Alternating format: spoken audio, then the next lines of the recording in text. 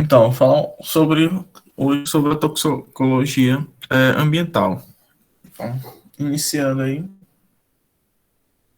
o principal exemplo dessa toxicologia, como esses compostos tóxicos podem afetar temos aí o maior exemplo, é o acidente nuclear de Chernobyl. Mas o que seria essa toxicologia ambiental? Então, nada mais é do que os efeitos tóxicos ali de certos contaminantes, as substâncias químicas, que vão contaminar tanto o meio ambiente como também os seres vivos, os organismos que nele habitam. Aí essa sobrevivência aí da espécie vai depender da espécie humana, né? Depende desses outros organismos. Aí também da disponibilidade de água e de alimentos que também podem ser afetados por esses compostos químicos. Então, tanto os agentes tóxicos, que depois vamos ver que vai ter aqueles agentes de fontes naturais e antropogênicas, eles podem causar danos aos organismos. Então, como falei, então, as principais fontes de contaminação ambiental têm as fontes naturais e as antropogênicas. No caso das fontes naturais, são aquelas que provêm ali dos próprios fenômenos naturais, como, por exemplo, da atividade vulcânica, de incêndios, no caso dos incêndios não causados pelo homem. E tem aquelas antropogênicas, que são as provenientes de atividades humanas. Aí pode ser questão do esgoto, lixo, dos veículos automotores, a questão da própria indústria e a questão agropecuária também, com queimada, uso de fertilizantes, praguicidas. Então, todos esses são fontes no caso, fontes antropogênicas de contaminação ambiental. Que abranger essa poluição ambiental. Então, a poluição ambiental, a contaminação ocorre principalmente contaminação do ar, da água, do solo e dos alimentos. Cada uma. Então, no caso da poluição atmosférica. Então, sabem que a atmosfera é essa camada lá de gases que envolve o planeta e que permanece em contato ali com a Terra por meio da gravidade. No caso, temos a troposfera, já vemos a composição dela, 78% de oxigênio, principal. Desses fenômenos naturais, processos antropogênicos, essa composição dos gases ela é alterada, principalmente pela liberação tanto de enxofre, de alteração, tanto qualitativamente quanto como quantitativamente, vai levar a essa poluição atmosférica. Então, poluente atmosférico, tá aí toda forma de matéria com intensidade e possa tornar o ar impróprio ou ofensivo à saúde. Então, os poluentes, tem aqueles poluentes denominados poluentes primários, tem os poluentes denominados secundários. Os primários são aqueles que são lançados diretamente da fonte e 90% dos casos são responsáveis pela poluição. E os principais são quem? São o monóxido de carbono, alguns óxidos de enxofre e alguns hidrocarbonetos. E tem os poluentes secundários. São quem? São aqueles que são reação primária com principais da atmosfera. Como, por exemplo, poluentes o ozônio, o ácido sulfúrico e alguns nitratos de peroxiacila. Então, mas coisas esses poluentes vão causar. Então, os principais efeitos são lacrimejamento, poliacasma, alteração da ventilação pulmonar, alteração da acuidade visual, em alguns casos, diminuição da capacidade física, levar a doenças cardiovasculares, pode levar a um efizema pulmonar. Então, sendo que o principal grupo de risco no caso dessa contaminação do ar, são quem? São as crianças, os idosos e as gestantes. Vou falar agora mais especificamente dos principais poluentes do ar. O principal poluente que temos aqui é o dióxido de enxofre. O dióxido de enxofre, quando ele é em contato com alguma superfície, ele é bastante tóxico, irritante também, porque ele pode acabar se transformando em quê? No ácido sulfúrico. Então, como eu falei, ele é o poluente primário clássico, que está associado à presença de enxofre nos combustíveis fósseis, como, por exemplo, carvão, petróleo, e ele é utilizado comumente e diariamente emitido a partir de fontes dos automóveis, de usinas termoelétricas, fundições, produção do ácido, próprio ácido sulfúrico, como falei anteriormente, e também na produção de papel.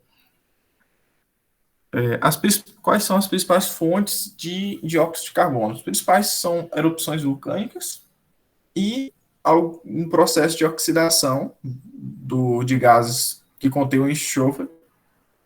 No caso, são eles que são produzidos principalmente a partir de decomposição de plantas. E o que esse esse dióxido de enxofre vai causar? Quando ele é inalado, ele vai provocar ele vai dissolver a camada de muco ali que vai revestir o epitélio respiratório, e ele acaba se transformando ali naquela região em ácido sulfúrico, em sulfito e bisulfito, e também em sulfato. Vamos ver mais adiante. Temos também aquelas partículas denominadas materiais particulares, que podem ser uma mistura tanto de partículas sólidas como também de partículas líquidas. Elas têm a sua classificação de acordo com o diâmetro delas. Mas quando essas partículas, esse material particular, ele tem essa capacidade de atingir as vias do trato respiratório, vias respiratórias, e a partir do momento que ele é depositado, ele leva aqueles reflexos de espirro, ele é removido também por meio do muco e do próprio movimento ciliar e do cílio presente no epitélio respiratório. Esses três fenômenos tendem a remover esse material particular das vias aéreas. Como eu falei, um exemplo aí desse material particular, esse material contido aí no cigarro, que vai principalmente afetar aí, como podemos observar na imagem esquerda, esse epitélio respiratório. Mas como é que esse material particulado ele é classificado? Então, existe três tipos de material particulado. Eles denominados de poeira, fumaça e neblina. No caso das poeiras, são aqueles materiais que são gerados pela desagregação mecânica. Fumaça, no caso, são gerados em de combustão, de fundição. E tem a neblina, que são aquelas partículas obtidas por condensação de vapores.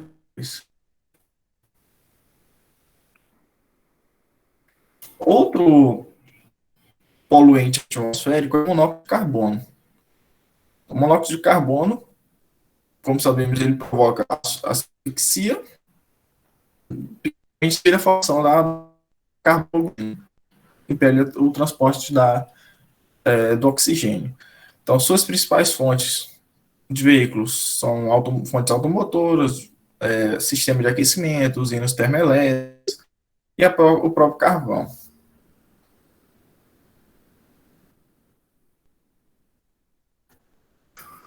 Outro poluente que temos é o ozônio. Então, o ozônio ele tem essa composição aí de 3 átomos de oxigênio. Geralmente ele é um gás inodolor, incolor. E ele está onde? Na verdade, ele vai estar lá na estratosfera, onde ele acaba sendo tendo a função ali de proteger os organismos na Terra por meio da reabsorção da absorção dos raios ultravioletas. Na troposfera, ele pode se tornar um poluente secundário a partir de algumas reações catalisadas pela própria radiação ultravioleta. No caso, o ozônio, o principal acometimento dele é que ele pode causar irritação de olhos e afetar o sistema respiratório também. Podem levar até a perda da função pulmonar. Então, com isso, ele vai tornar as pessoas mais suscetíveis a infecções respiratórias, também vai agravar a doenças, como por exemplo a asma, aquelas pessoas que já possuem.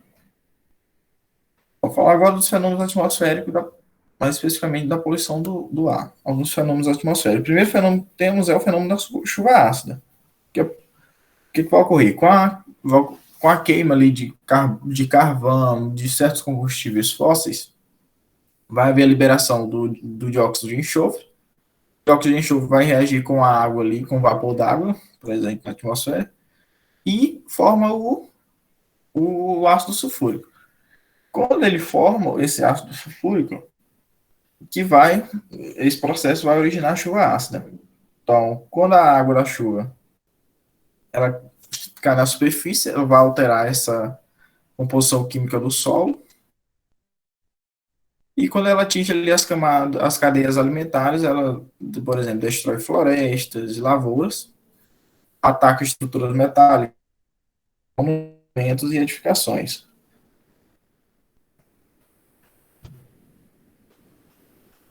Então, aí é o principal exemplo aí das consequências da chuva ácida, monumentos, plantas, ambientes ali, no caso, aquático, tudo é consequência dessa chuva ácida, dessa formação desse ácido sulfúrico pela liberação lá do dióxido de enxofre.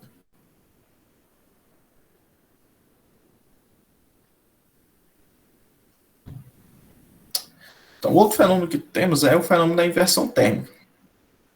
O que ocorre? Em condições normais, o que vai ocorrer? Aquele ar que ele vai resfriando com o aumento da altitude, o que acontece? O ar que está na camada inferior ali da atmosfera, ele acaba sendo mais quente, com isso ele fica menos denso, e ele vai tender ali a subir para a camada superior. Da forma que o ar que está lá, ele é mais pesado e tende a descer, ou seja, vai ocorrer esse movimento ascendente do ar quente e o movimento descendente desse ar frio. Então, essa mobilidade, ela vai o quê? Os poluentes que estão ali mais próximo da superfície, ele acaba subindo ali, sendo levado juntamente com esse ar quente. E depois ele acaba sendo dispersado ali em camadas superiores. Mas no caso, no caso da inversão térmica, o que vai ocorrer? Essa camada de ar quente se sobrepõe ali a camada de ar frio, não ocorrendo esse movimento ascendente do ar quente, o que vai ocorrer? Esse ar abaixo dessa camada aí fica frio, ou seja, mais denso, o que vai dificultar o que é essa dispersão, esse movimento, ele não vai conseguir levar esses poluentes para as camadas mais superiores. Então, como podemos olhar no inverno, a formação de camada de inversão térmica em baixa altitude é mais comum, principalmente naquela cidade que tem um alto aglomerado de indústrias e também circulação de veículos.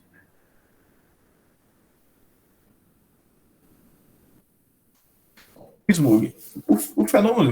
Esse fenômeno, o que ele significa? Ele vai significar nada mais do que o acúmulo de poluentes no ar. Poluentes, esse acúmulo de poluente, ele é causado justamente pela inversão térmica. Os poluentes não sobem, não conseguem ser dispersados, com isso eles ficam acumulados ali no ar. Com isso, esses poluentes do ar, geralmente eles estão aqui na forma de partículas, material particulado, líquido, seja líquido ou sólido, e a partir desse que são formadas as neblinas, que ocorrem principalmente ali durante o período do inverno. Outro exemplo clássico é o efeito estufa. Então temos que a troposfera,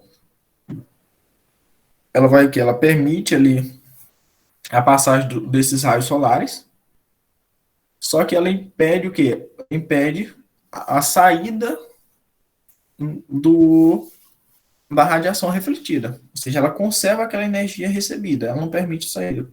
E esse processo de retenção do, dos raios solares, dessa radiação, que vai gerar o processo do efeito estufa.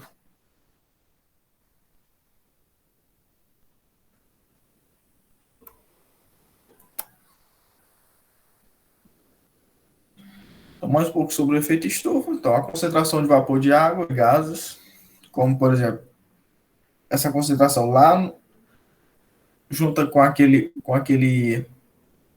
aqueles compostos, como, por exemplo, com concentração de CO2, concentração de ozônio, concentração de óxido nitroso, eles vão justamente agir onde? Naquela retenção daqueles raios irradiados da Terra, levando justamente, como falei, ao aumento da temperatura e, consequentemente, ao aquecimento global. Essa continuidade desse fenômeno, se ele continua ali por um certo tempo, ele vai provocar problemas ambientais, tanto problemas para o próprio meio ambiente, como também para a própria sociedade. Então, como consequência, as principais consequências está o aumento ali da temperatura na superfície da Terra, mudanças ali nas questões climáticas, como a ocorrência de furacões, tufões, ciclones.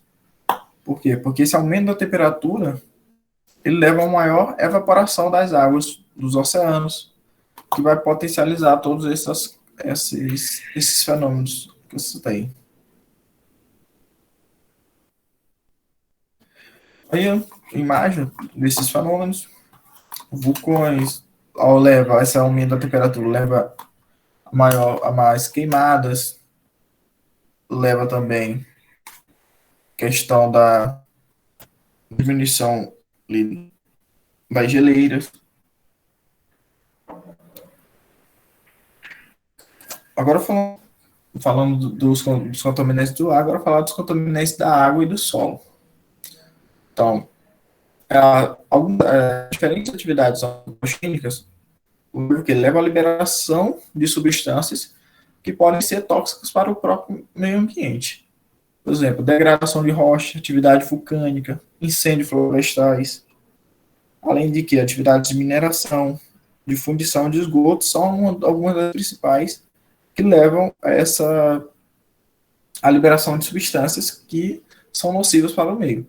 Então, aqui na imagem trouxe um exemplo aí, o Citarum, que é na Indonésia, que é considerado o rio mais poluído do mundo. Os principais contaminantes que sofrem com essa contaminação são quem?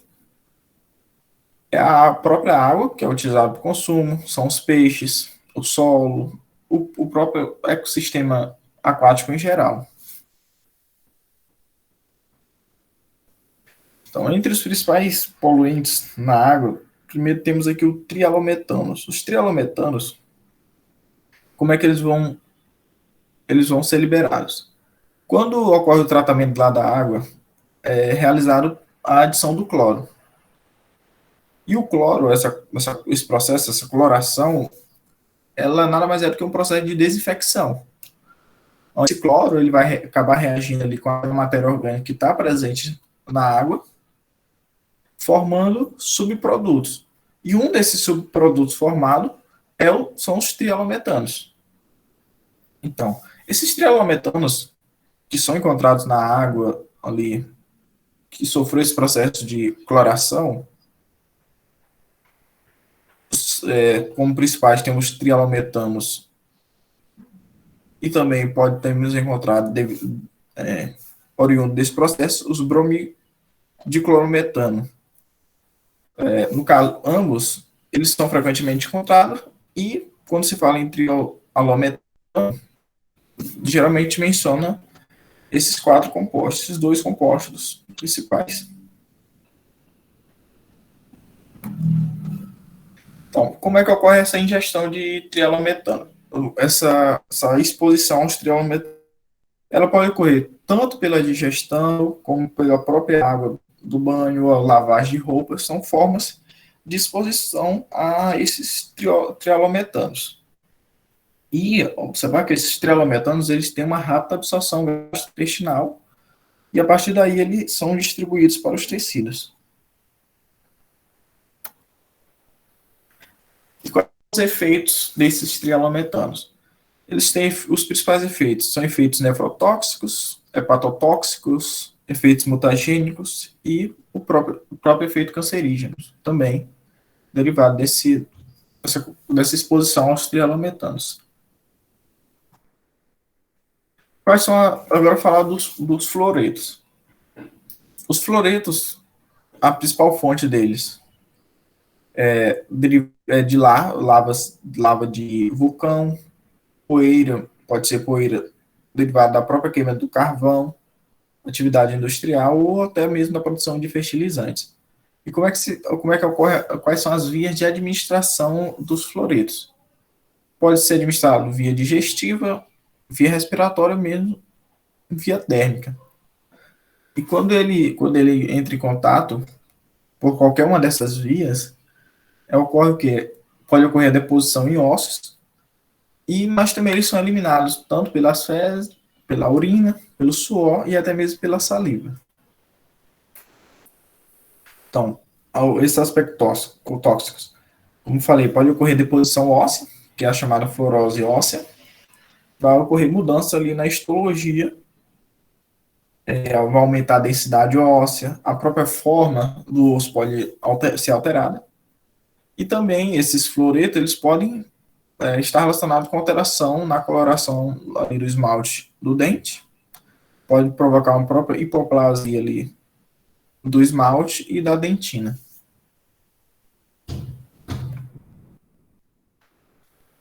Outros exemplos é o nitrito e o nitrato.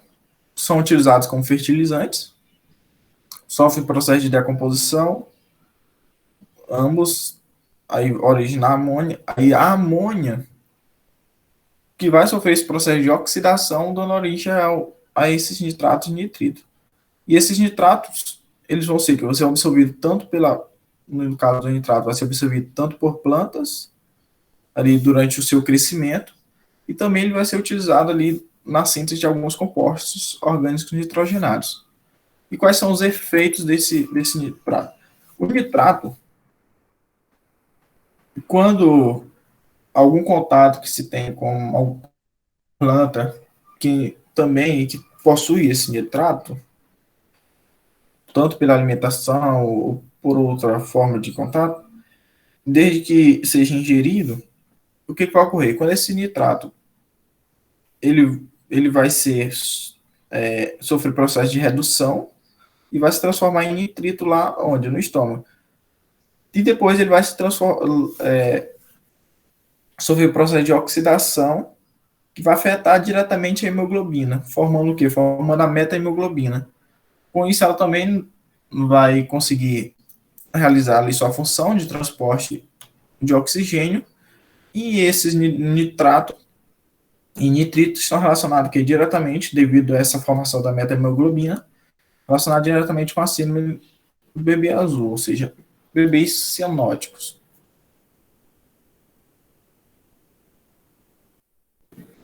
Além disso, temos as cianotoxinas.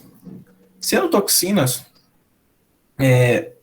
vem de onde? Vem das cianobactérias, que são micro-organismos procariontes, que realizam fotossíntese, que estão presentes em vários ambientes. Então, as cianotoxinas, elas são alguns dos metabólicos secundários que são produzidos por essas cianobactérias e que elas vão ter várias classes, vão ter mecanismos de ações e características próprias.